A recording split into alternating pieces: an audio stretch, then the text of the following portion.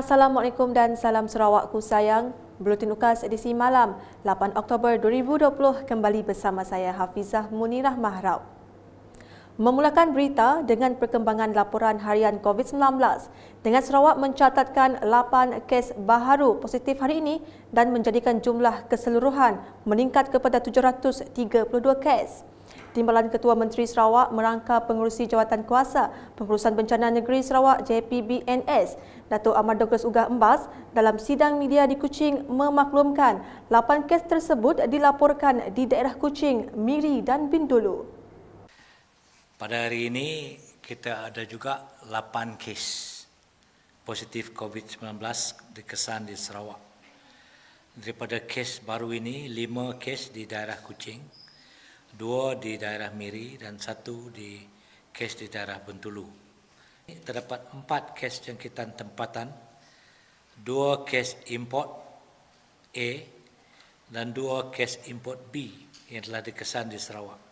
Sementara itu, Datuk Ahmad Douglas Ugah turut memberitahu 1 kluster baharu telah diisytiharkan dan menjadi kluster yang aktif di Sarawak melibatkan 4 kes positif. Kluster baru yang diisytiharkan. Hari ini Jabatan Kesihatan Negeri Sarawak ingin mengisytiharkan 1 kluster baru, iaitu kluster Bah Arnab di daerah Kuching. Indeks kes kepada kluster ini merupakan kes 719 yang telah disahkan pada 6 Oktober yang mempunyai sejarah perjalanan balik, pergi dan balik dari Sabah. Seramai 16 orang kontak rapat kepada kes ini telah disaring pada 6 September dan 3 orang daripada kontak rapat tersebut telah didapati positif pada 8 Oktober, iaitu kes 729, 730 dan 731. Setakat ini kluster Bah Arnab adalah masih terkawal dan hanya melibatkan keluarga terdekat sahaja. Walau bagaimanapun, siasatan lanjut dan pengesahan kontak lain kepada kluster ini sedang dilakukan oleh Jabatan Kesihatan Negeri Sarawak untuk mengelak berlakunya peribadkan yang lebih serius. Dalam pada itu, daerah Kuching dan Bintulu telah bertukar status daripada hijau kepada status kuning setelah kes jangkitan tempatan baharu dikesan hari ini. Berikut pula, Ketua Menteri Sarawak Datuk Patinggi Dr. Abang Abdul Rahman Zohari Tun Datuk Abang Openg menerima kunjungan hormat daripada rombongan ahli-ahli Dewan Negara di Wisma Bapa Malaysia hari ini. Kunjungan hormat itu bagi memaklumkan Ketua Menteri berkaitan isu-isu semasa yang dibangkitkan semasa persidangan Dewan Negara yang lepas. Sementara itu, semasa ditemui media, Senator Dr. Zaidi Suhaili memberitahu banyak isu-isu lain yang turut dibincangkan bersama Ketua Menteri yang perlu diberi perhatian oleh kerajaan negeri. Malah beliau merakamkan penghargaan kepada Unit Komunikasi Awam Sarawak UKAS di atas sumbangan membantu para senator dari segi media, publicity dan penyelidikan. Kami ahli Dewan Negara, senator, kepada Kerajaan Sarawak kerana membantu kami di dalam persidangan Dewan Negara yang lepas, terutama sekali bantuan dan sokongan yang kami terima daripada Unit Komunikasi UKAS Awam, terutama sekali dari segi publicity, media dan juga pegawai-pegawai penyelidik yang telah berkhidmat bersama kami di sepanjang persidangan Dewan Negara yang lepas.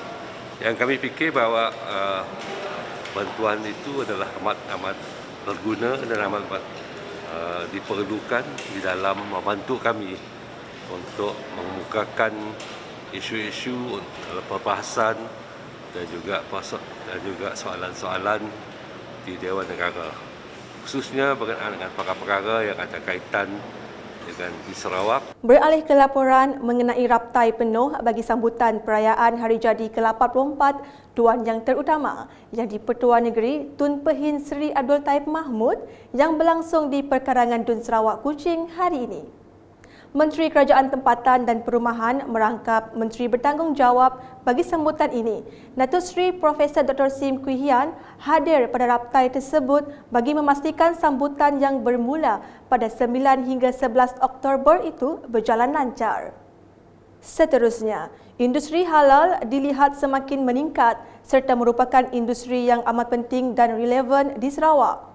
Menteri Kebajikan, Kesejahteraan Komuniti dan Wanita, Keluarga dan Pembangunan Kanak-kanak Sarawak, Datuk Seri Fatimah Abdullah memberitahu industri halal sememangnya mempunyai potensi yang besar untuk dipasarkan kerana sudah diiktiraf oleh dunia dan terjamin kualiti serta kebersihannya.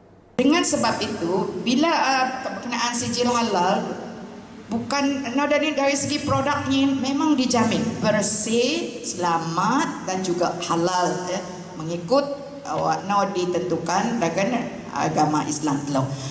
Jadi dengan sebab itu produk yang halal ini lebih senang untuk menembusi pasaran yang lebih luas bukan hanya Teluk KL tetapi luar daripada Malaysia.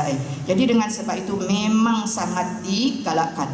Semasa majlis perasmian program kursus BES Mesti Halal di Dewan Stadium Perpaduan Dalat pada Rabu, beliau turut memberitahu banyak kepentingan dan bantuan yang boleh diperolehi sekiranya mempunyai persijilan halal. Dan bila telah berlesen insya-Allah kalau mempromosi produk telur, kalau berjaja produk telur senang. Dan bila telur kenaan, menyabik bantuan pun senang. Sebab telur pengat sijil yang menjamin produk yang berkualiti dan selamat untuk dimakan ataupun digunakan oleh pengguna.